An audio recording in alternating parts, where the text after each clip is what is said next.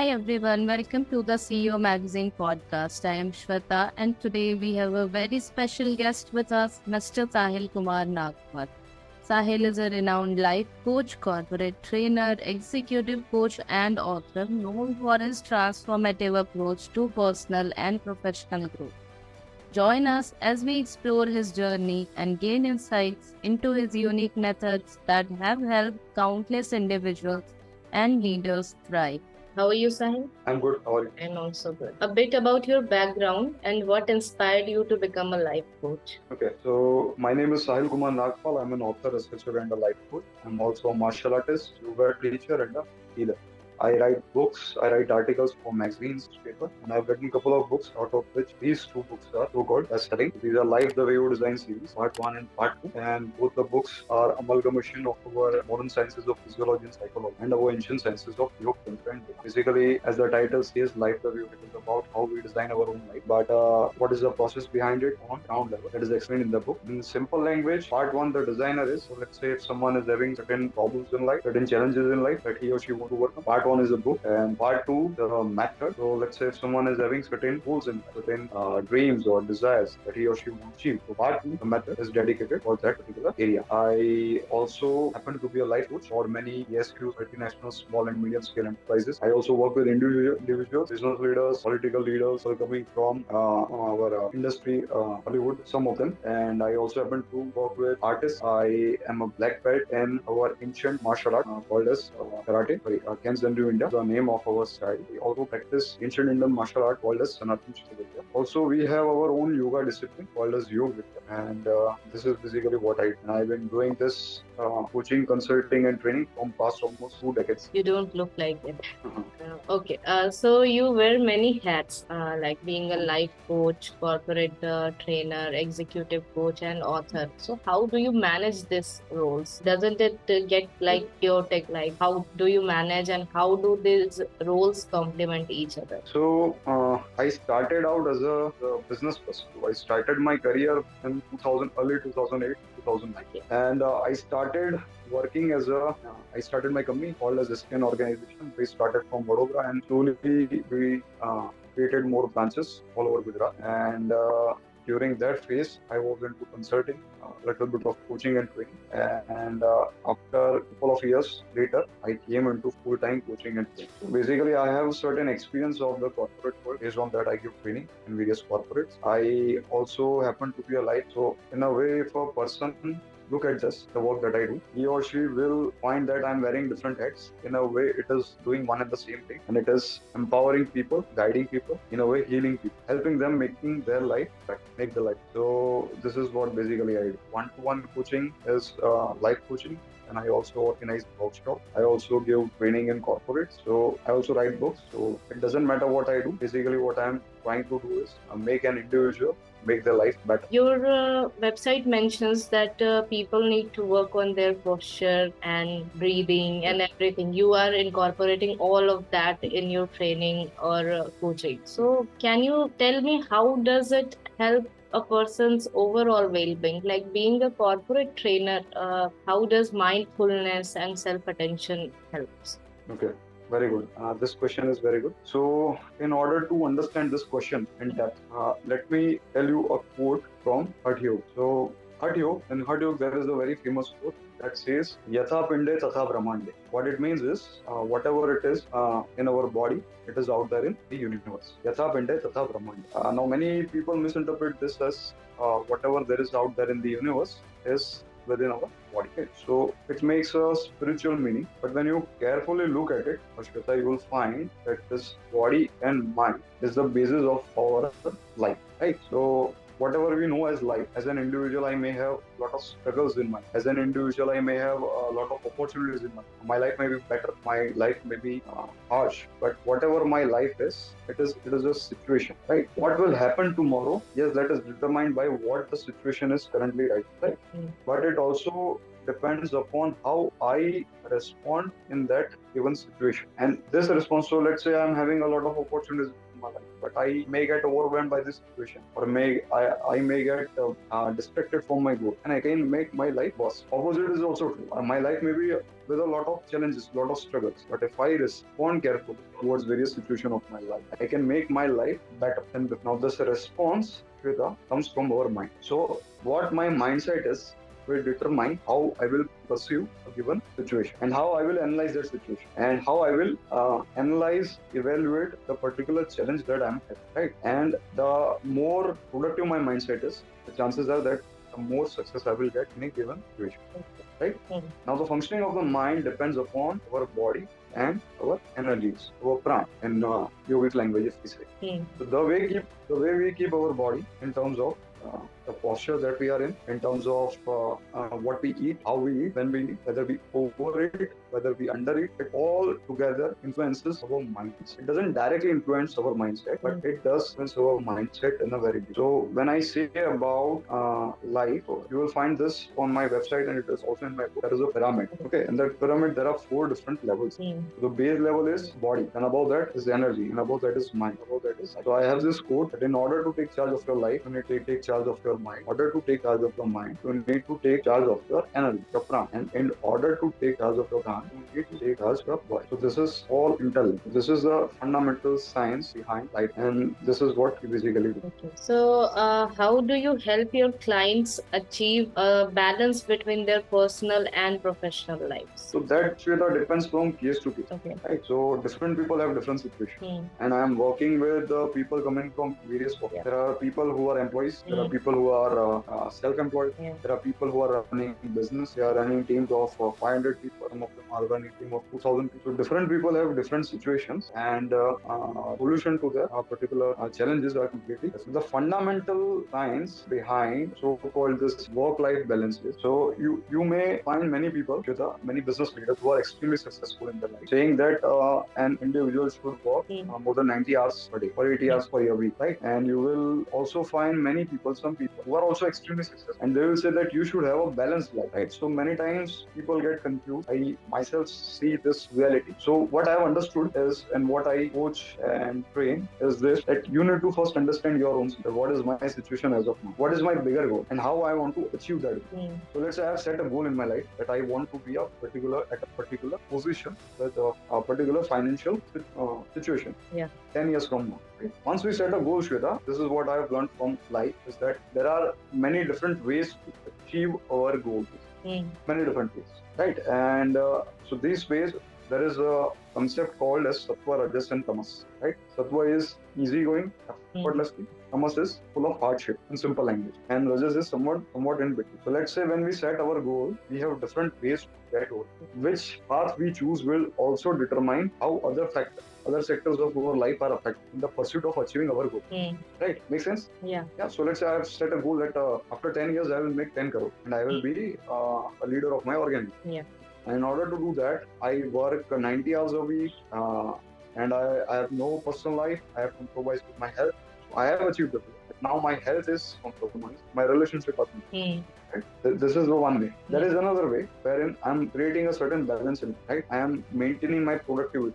I'm maintaining my creativity. I'm maintaining my relationship with my family, my friends, my health, and then I achieve the goal. It may be possible that I may achieve my goal a bit late. Maybe it will take 15 years. I have not compromised the sectors of my life. In the long run, if you look at it as an individual, you find that when you go step by step, effortlessly, holistically, you will win. Having said that, this is also true that many times in life, certain phases come where we get once in a lifetime opportunity.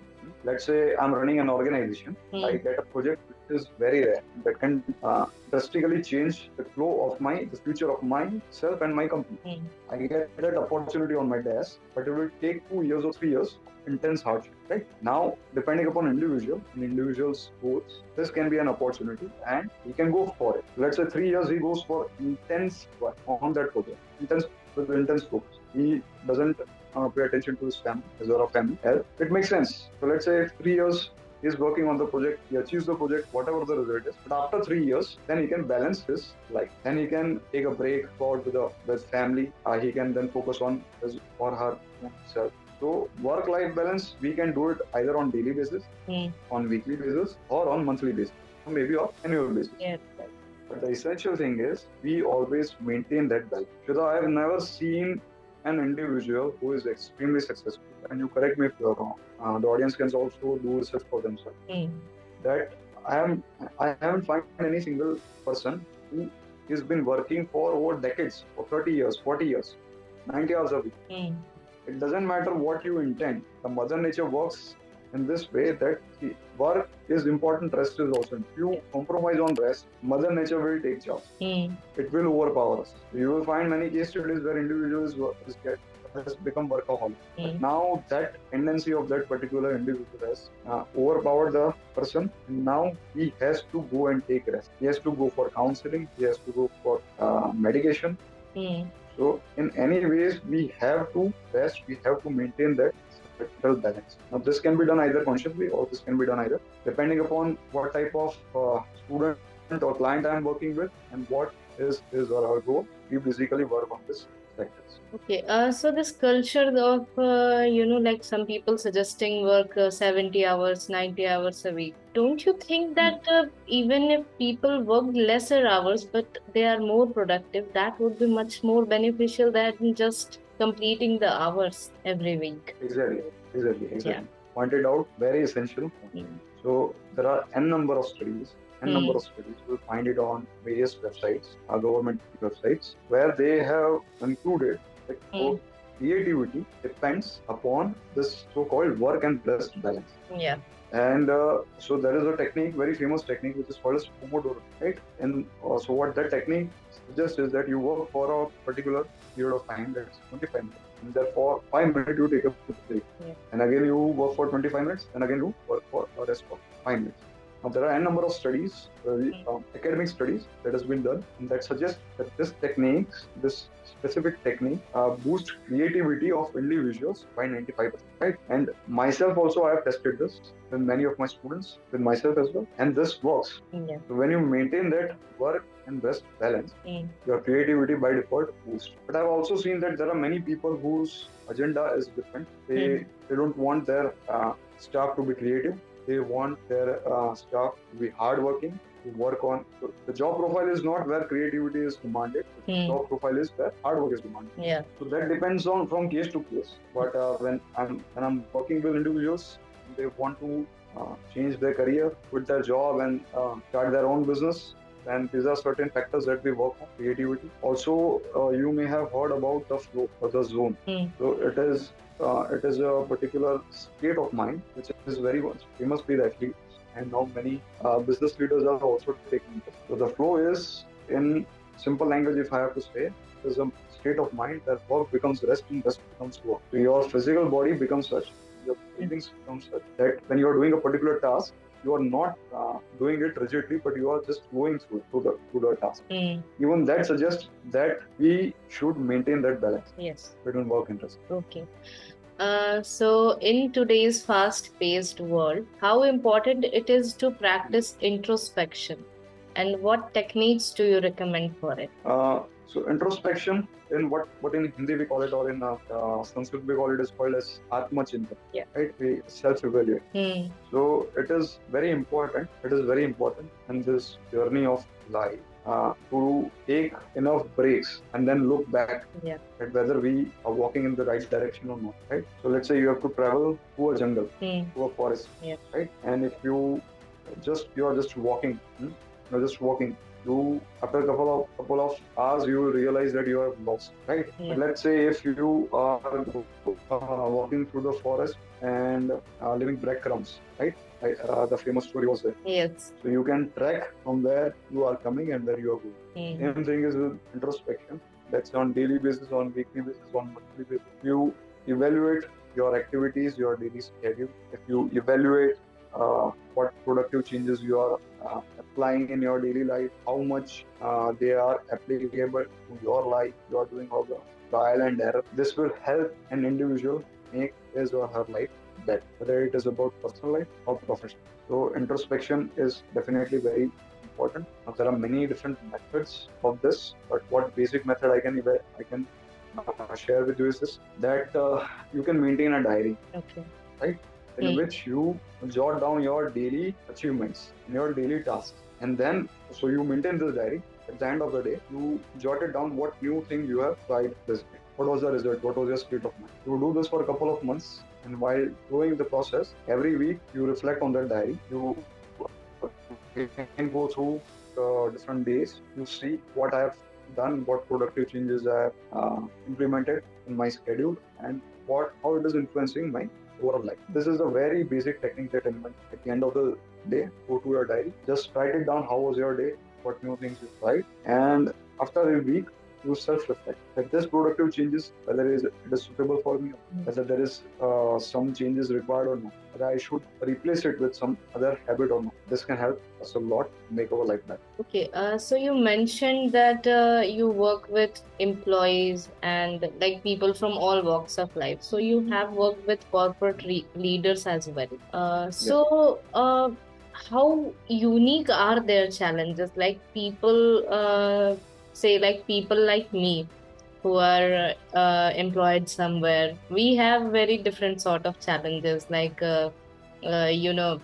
growth in our career and things like that. So how different are the challenges of corporate leaders? Like they already have a well established business, they are earning in revenues in crores. So what are their challenges? Yeah, this is a very good question, Shweta. So, well-established business, yes.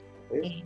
There are many people, Shweta, that have this opinion that business people or people who are successful, they are very well established. When you look at a business leader, he or she or her like establishing as a business is a different thing.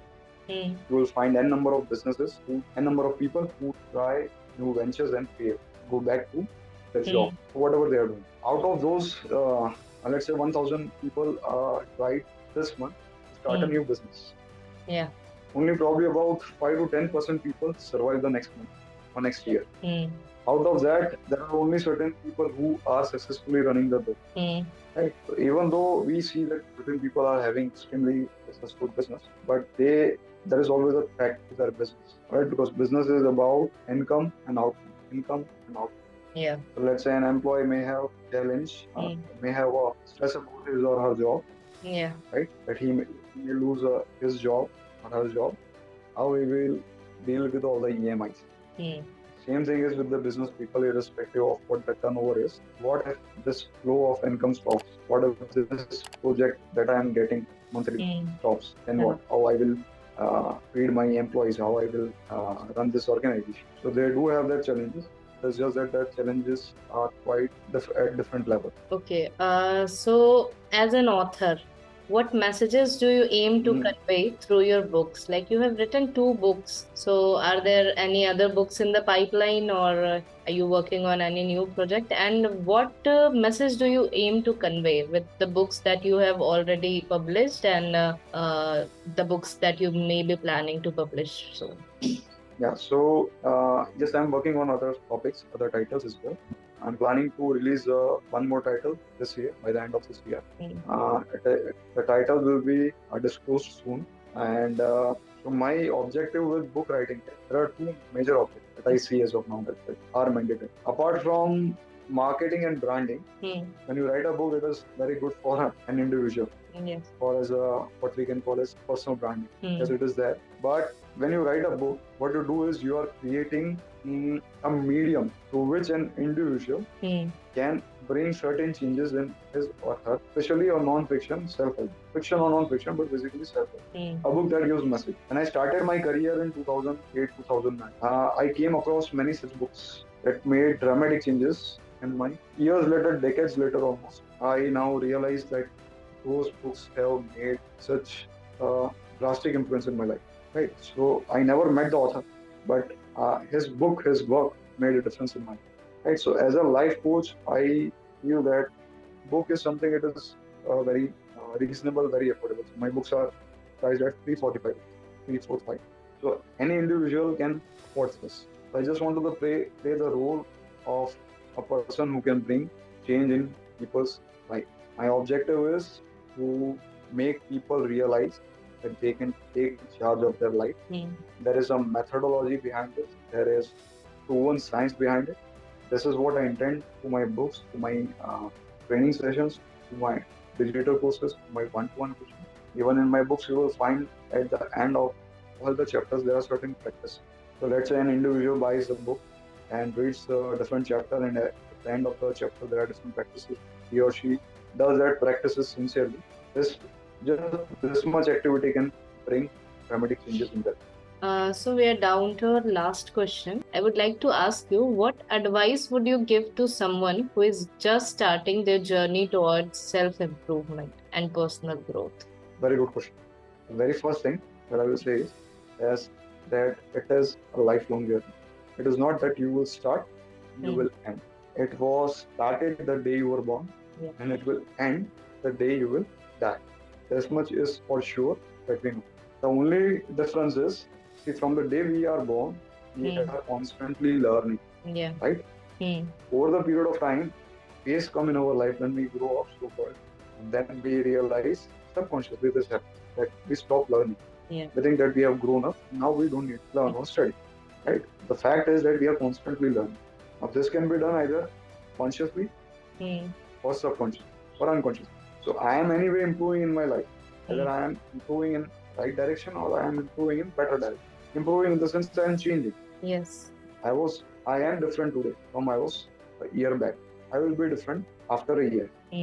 Now, either this process can be a conscious process, a responsive process, where I will use my intellect to analyze, to check where I will be a year from now. Or it will be an unconscious process, a reactive process, where I will be reacting to different situations. So we have two different levels of intellect. One is primitive intellect, which we call as reptilian brain. In yogic senses, we call as man or indriya, where we react to the situation. There is a more evolved part of the brain where we think, we respond to the situation. Understand, the reptilian brain and the intellectual brain were developed in during different time of evolution. The reactive brain is very primitive and is concerned with fight or flee situation. The only concern that this our reactive brain has is to stay safe.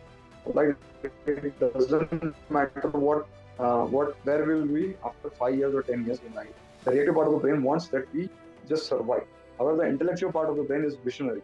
The intellectual part of the brain thinks that I will be alive 5 years from now, 10 years from now, but what will be my life, right? So the self-learning process is understanding the balance between the reactive brain and the responsive. And instead of just reacting to different situations of life, self-learning is about using our intellect to analyze what type of situations I'm having in my life. So let's say for the past 1 year, I had so situations that brought dramatic changes in my life. Certain situation will come in the future. How do I strategize? How do I plan to make better out of that situation? So self-learning is happening from the day we were born, and it will happen till the day we will die. The question is whether we want to do it consciously or unconsciously. So it was really nice talking to you, and thank you so much for your time. So it was a pleasure, Shweta. Yeah. And I'm honored to be here. Okay. So are we. Okay. So I hope you have a great day ahead, and thank you very much. Same to you, Shweta. Thank you. Yeah. Bye. Okay, Shweta. Bye. Bye.